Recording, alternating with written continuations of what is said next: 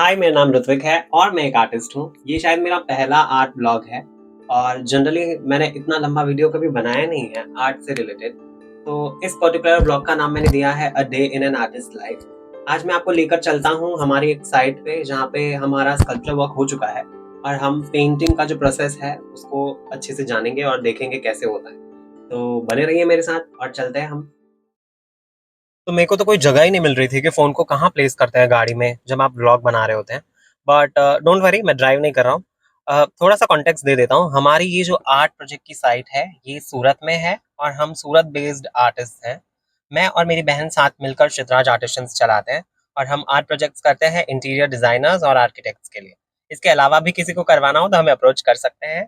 आज का वेदर बहुत ही ब्यूटीफुल सा है। मुझे ऐसा लग रहा है कि बारिश होने वाली है और होनी भी चाहिए। ऑलराइट, तो हम धीरे-धीरे मूव करते हैं और मैं बातें करते-करते ड्राइव कर सकता हूँ शायद।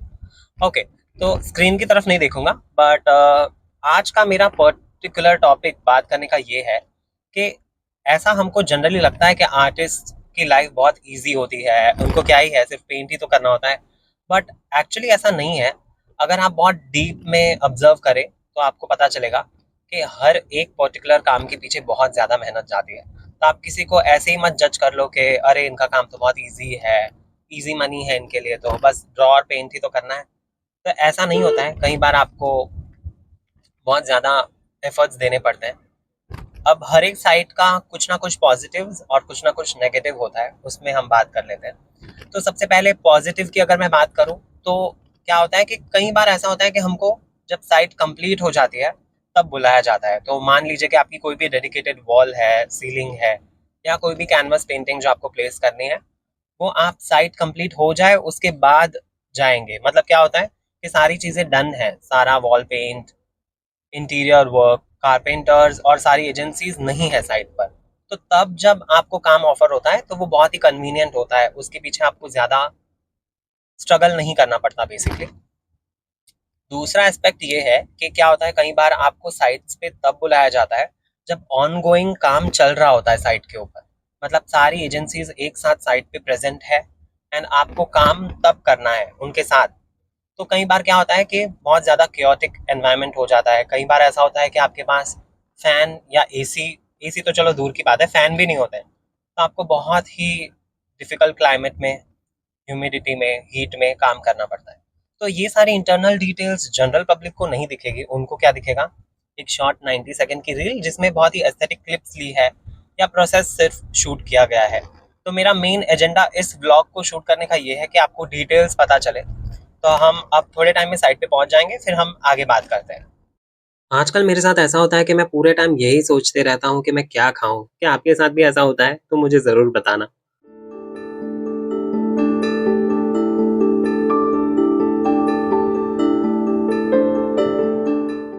तो ये वो कमर्शियल बिल्डिंग है जिसमें हमारी साइट है। मुझे काफ़ी स्ट्रेंज लगता है, इस बिल्डिंग का एंट्रेंस पीछे की तरफ से है और ये स्कल्पचर मुझे बड़ा अच्छा लगता है। तो मैंने बेसमेंट में पार्किंग कर दी है। तो हम लोग पहुंच गए हैं साइट पर। मैं आपको ऊपर लेकर चलता हूँ और देखते हैं कि कितना काम हुआ है। अगर पेंटिंग का काम ऑन गोइंग होगा तो मैं आपको डिटेल में बता देता हूँ, और अगर नहीं भी हुआ होगा तो आपको प्रोसेस देखने में मज़ा आएगा कि वहाँ पे एग्जैक्टली हो क्या रहा है और हमने जो फ्लोरल वर्क किया है वो कैसा लग रहा है। तो बने रहिए, ऊपर चलते हैं। बेसमेंट काफ़ी बड़ा है और काफ़ी स्कैरी भी है। मैं गलती से टॉयलेट में जा रहा था। ओह! लिफ्ट तो आगे है। तो मुझे काफ़ी एक्साइटिंग सी फीलिंग आ रही है, पता नहीं कैसा दिख रहा होगा क्योंकि मैंने पेंटिंग के बाद देखा ही नहीं है। तो आपको और मुझे दोनों को सरप्राइज़ मिलेगा। लेकिन ऐसे बड़े कॉम्प्लेक्सेस में मेरा सबसे बड़ा इशू यही है कि यहाँ पे लिफ्ट आने में बहुत टाइम लगता है। मुझको वेट करना बिल्कुल पसंद नहीं है और स्टेयरकेस अप चढ़ने की मेरे में हिम्मत नहीं है और 9th फ्लोर तक तो दम ही निकल जाएगा। एनीवेज़, थोड़ा वेट कर लेते हैं। और फाइनली लिफ्ट आ गई और ये हूँ मैं।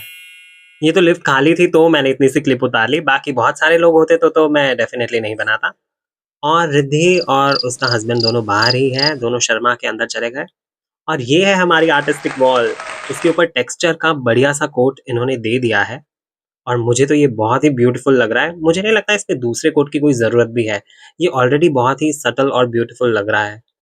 तो सबसे पहले ये एकदम सॉलिड व्हाइट कलर का था और इसके ऊपर हमने व्हाइट कलर की पुट्टी से ही वर्क किया था। इसके बाद इसके ऊपर एक लाइट बेज शेड अप्लाई किया गया है टेक्सचर फॉर्म में। थोड़ा-सा नज़दीक लेकर चलता हूँ तो आपको और डिटेल्स दिखेंगी। अगर आपको इसके प्रोसेस का एक शॉर्ट वीडियो देखना है तो आप मेरे इंस्टाग्राम पर जाकर चेक कर सकते हैं। हमारे पेज का नाम है चित्राज आर्टिशंस। ये छोटे-छोटे फ्लावर्स और लीव्स को पाइपिंग बैग से हमने बनाया है। वो केक में और बेकिंग में यूज़ करते हैं ना, जिससे हम डिटेल्स बनाते हैं और पाइपिंग करते हैं, वही वाला पाइपिंग बैग।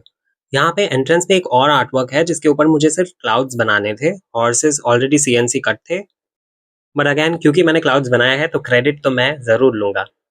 आपको अगर पेंटिंग टेक्निक देखनी है तो इस तरह से भैया ब्रश को मूव करते हैं जिससे आपको एक बढ़िया सा टेक्सचर पेंट मिलता है पूरी वॉल के ऊपर। इसको आजकल हम लाइम वॉश टेक्निक भी कह रहे हैं, बट ये टेक्सचर पेंट है बेसिकली। पहले के दिनों के कंपैरिजन में आज साइट पर फिर भी कम भीड़ है। फिर भी कुछ एजेंसीज तो काम कर ही रही है, आप देख सकते हैं पार्टीशन वाली और पेंटिंग वाली। लकीली जब हम काम कर रहे थे तब इतने लोग भी नहीं थे तो इजीली खत्म हो गया। तो अब मैं ज़्यादा डिस्टर्ब नहीं करूँगा, चलते हैं। तो जैसा कि आपने देखा कितना chaotic होता है एक साइट मैनेज करना। मैं आपको रिद्धि से तो बात नहीं करा पाया, जो मेरी फ्रेंड है और जिसकी ये साइट है। हाँ, तो रिद्धि ने मुझे ये बताया कि ये जो पर्टिकुलर साइट चल रही है, ये इनको हैंडओवर करनी थी 16th ऑफ दिस मंथ, यानी कि जुलाई जो अभी चल रहा है। बट क्योंकि एजेंसीज के साथ इनको इतनी मगजमारी करनी पड़ती है, इसलिए इनको ये साइट अब हैंडओवर करते-करते 22 या 23 तो हो ही जाएगा। अब क्लाइंट का प्रेशर इतना ज़्यादा होता है और साइट पे सारी एजेंसीज के साथ डील करना इतना डिफ़िकल्ट होता है कि बहुत स्ट्रेसफुल एनवायरनमेंट क्रिएट हो ही जाता है। तो बहुत स्ट्रेसफुल थी, इसलिए मैं उसकी क्लिप नहीं शूट कर पाया, बट ये सारी स्टोरी उसने मुझे की। तो आई होप आपको ये व्लॉग अच्छा लगेगा, क्योंकि अभी तो मैंने एडिट किया नहीं है, अभी तो मैंने सिर्फ इसको शूट किया है, देखते हैं पूरा कैसा बनता है। बट अगर आपको ये व्लॉग अच्छा लगा हो और आप एक आर्ट जर्नी पे मेरे साथ जुड़ना चाहते हो तो do like, share, comment and subscribe to my YouTube channel. मेरा नाम ऋत्विक पटेल है और इसी तरह के आर्ट वीडियोस हम बनाएंगे इस पर्टिकुलर चैनल पे। तो मिलते हैं नेक्स्ट आर्ट वीडियो में। बाय।